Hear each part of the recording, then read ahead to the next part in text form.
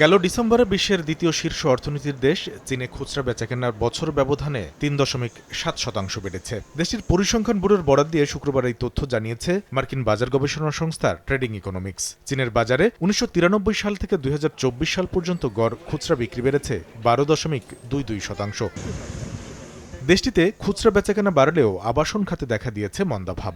২০২৩ সালের তুলনায় ২০২৪ সালের ডিসেম্বরে চীনের ৭০টি শহরে নতুন বাড়ির দাম কমেছে ৫.৩%। নভেম্বরে যা কমেছিল ৫.৭%। এজন্য বাড়ি কেনার উপর সাধারণ মানুষের ব্যয় কমিয়ে দেয়া, সরকারিভাবে বন্ধকি সম্পদের উপর থেকে সুদ কমানো সহ দীর্ঘমেয়াদী সম্পদ রক্ষা ব্যবস্থাপনার দুর্বলতাকে দায়ী করা হচ্ছে।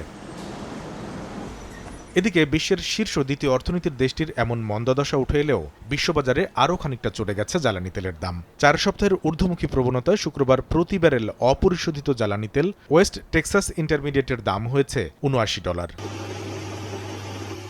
বৈশ্বিক অর্থনীতির নানা অনিশ্চয়তার মধ্যেই ৭ সপ্তাহ পর ডলারের দাম কমার খবর দিয়েছে ট্রেডিং ইকোনমিক্স। বড় কারণ, মার্কিনিরা বর্তমানে প্রত্যাশার চেয়েও কম কেনাকাটা করছেন। জাপানি ইয়েনের বিপরীতে ডলারের দাম কমার বিষয়টি বিশেষ আলোচনায় এসেছে বৈশ্বিক অর্থনীতিতে। কামরুল হাসান সবুজ, সময় সংবাদ।